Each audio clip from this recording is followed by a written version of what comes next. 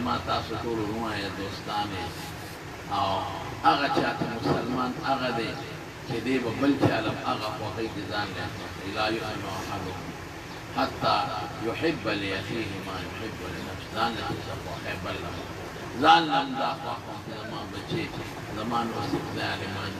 او تاسو هم دا خوښ وم چې ستاسو بچي ستاسو بچي خدای عالمان یو یو بچي باندې په یو یو نصیب او په یو یو کشر باندې د دین علم نور دلائل درته نه وایم خو دا زما واورئ ګورې زما دور په داسې خطرناک طرف روان دي دجالي فتنې مخې ته را روانې دي چې دې وخت کې علم د بچي حافظ او عالم دا به ستاسو د دنیا هم فایده یو دا به ستاسو د آخرت او که کوم بچي د نه بې علمه پاتې شو جاهلان پاتې شو ځکه دیندارۍ علماو سره مدرسو سره مینه لري خو ټیک ده او که دا هم نه قسم دی که پلار ته د پلار په نظر وګورې او مور ته د مور په نظر بچي د ځان نه مه بدرخه کوئ د غېږې لاندې ولرئ چې بچی ستا خدمت وکړي او د مور خدمت وکړي او دعاګانې ورپسې وکړي او دا هغه بچي وي چې حافظ او عالم او دیندار او نیک او صالح علماو له خدای ډېر مراتب او مقامات ورکړي زه صرف یو مثال ستاسو مخکې ذکر کوم زموږ حضرت امام مالک رحمت الله علیه دا د دین په دې امامانو کې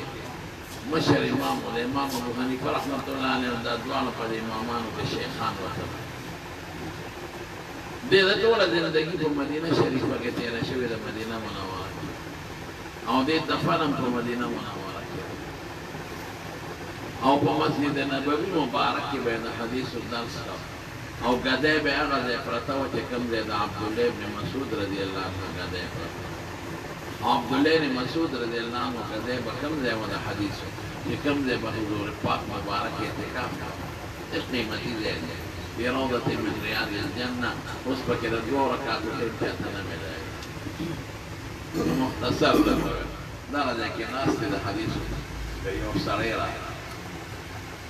دې سړي د خلکو په اوبو قدمونه واخیستل امام مالک علیه ځان ورسېد خلک هم حیران دي چې د حدیثو درس شروع دی او دې نه یک وخت د خلکو په اوبو وړي او په خلکو یې درس هم خراب کړ چې ورغی امام مالک صاحب نه نږدې شو وی صاحب راپاڅه هم حیران دی ورپاڅه وی لږ راترغاړو زه ورترغاړم وی صاحب لږ اجازت را پرې تندي یې ښکلو امام مالک صاحب پوه شو چې ما به د لیوني ګمان کړ خو سړی لیوني خو مولیان په تندي نه ښکلي د چا لرې پوهېږي وی برخوردار دا یو څو غلطۍ دی ولې وکړې یو دی د خلکو په سټونو قدم راواړو دا د جرم نبی علیہ السلام فرمائی من تخطى رقاب الناس فقد اتخذ جسر الى جهنم یا جسر چې څوک د چا په اوږو بې ضرورته قدم وواړی جهنم ته یې لاره تیاره ولې د کبر وکړو او مسلمان ته ضرر ورسوي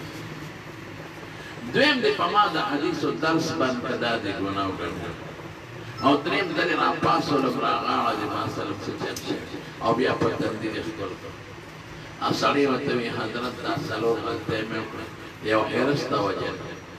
وی بیګا مې خوب لیده تا دقل تر حدیثو درس کوم او نبی کریم صلی الله علیه وسلم تشریف راوړه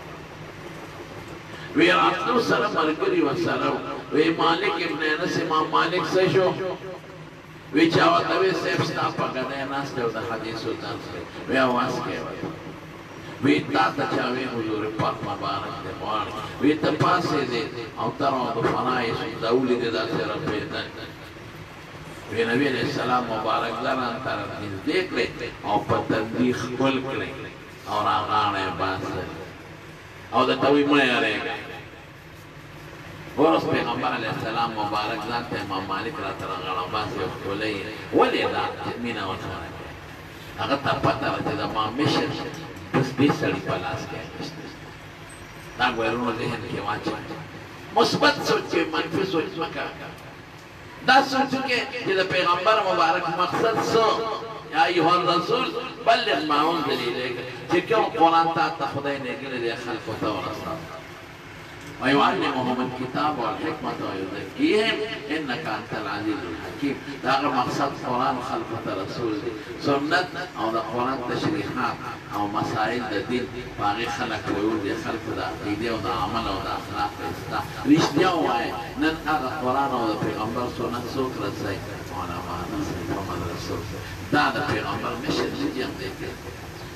زما یو مشن دی او آغا تاسو جمع دی که زبا سونا خوشان او چې زما کوم مشري او تاسو هغه پرېږدئ نو زه به خفه یم چې ما خواري وکړه خو زما مرګ سره لړه ختمه شوه. امام مالک صاحب ورته وایي وایي چې نوي صاحب په دې حرص مې دا کار وکړ چې دغسې حضور پاک رانغاستلی مجلي سینې پورې خپله سینه وجنګو چې بېګا د دواړو جهانو مبارک سردار به پورې خپله سینه وجنګو او دغه تندي باندې خپلې شونډې کښېنم چې بېګا پې حضور پاک مبارک شوي. امام مالک صاحب ورته وایي چې تا دا خبره وکړه زما وایي چې د کله نه د حضور پاک په احادیثو درس ته ناست دی په ما داسې شپه نه ده تېره شوې چې په دغه کیفیت مې د حضور پاک سره ملاقات نه شي. د مارونو ځان له دې خوښۍ پیل ده او بچو یې عالمان بچي او حافظان کوم بچي چې د عالم او حافظ شي دا ستا دنیا کې بچي دی او آخرت کې دی بچي یہ دا علماء خاتمان جو مدرسو تا دے عالمانو سره مینه کوي محبت کوي قدر کوي نو خلقو لکه د علم قدر چې پیدا شي د عالم خلک خپلو بچو باندې علم